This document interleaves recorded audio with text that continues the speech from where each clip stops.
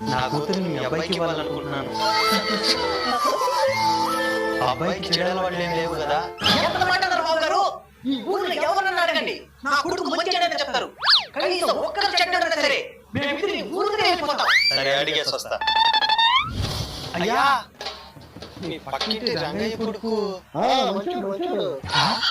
ఏంద్రా మన ఆడకు ముందు కన్నా మంచోడు అనేస్తాడా? సరే, మన అల్లుడు గురించి మంచిగా చెప్తే మంచిదే కదా. సరే, కొడుకు దగ్గర పోదాం. అన్నా, మీ ఊరి రంగయ్య కొడుకు మంచోడు. నిజంగానే మన అల్లుడు మంచోడు. థాంక్స్ రా. ఊర్లో అందరిని అడిగారు బాబు గారు, అందరూ మీ అబ్బాయి మంచోడనే చెప్తున్నారు. చెప్పినాడు కదా నేను ఊరా. సరే, నేను వెళ్ళి ముహూర్తాలు పెట్టుకొని వస్తాను. ఇంటికి మా అల్లుడు పేరు చెప్పలేదు.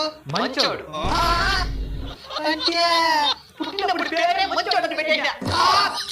ఈ మనుషులంతా ఇంతే. మరి ఎన్ని మంచి పని చేసి ఒక్క చెడ్డ పని చేసినా చెడ్డోడే అంటారు. అందుకే నా కొడుకు పుట్టుకతోనే